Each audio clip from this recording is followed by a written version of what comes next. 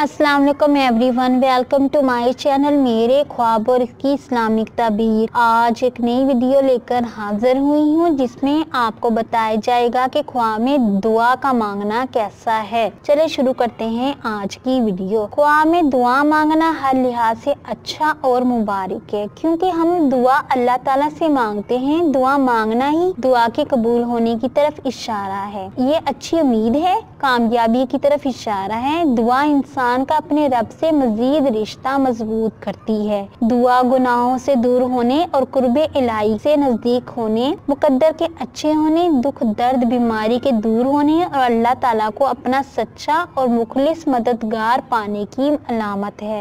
हजरत इब्ने serine रहमतुल्लाह अलैहिस्सलाम ने फरमाया, ख्वाब में दुआ करना किसी मुराद के पूरा होने की अलामत है। और अगर देखे इसने अपने लिए दुआ की है और बख्शिश मांगी है तो दलील है कि इसका खात्मा ईमान पर होगा और इसका काम खैर पर होगा और इसकी मुराद पूरी होगी।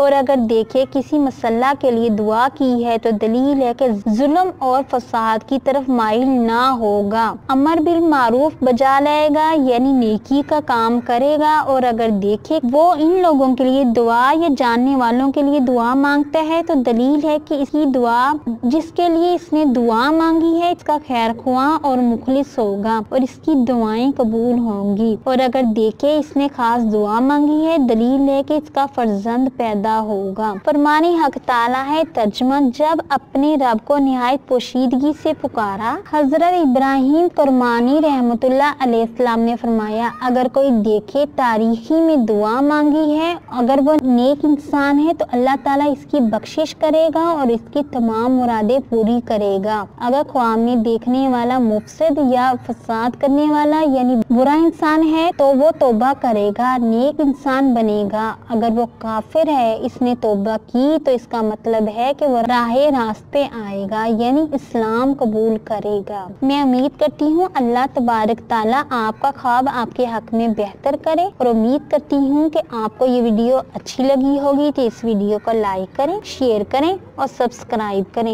और अगर कोई सवाल करना हो इस वीडियो के मुतालिक या किसी भी ख्वाब की कोई ताबीर मालूम करना चाहते हैं तो नीचे कमेंट्स में कर सकते हैं। Thanks for watching and supporting video. Allah Hafiz.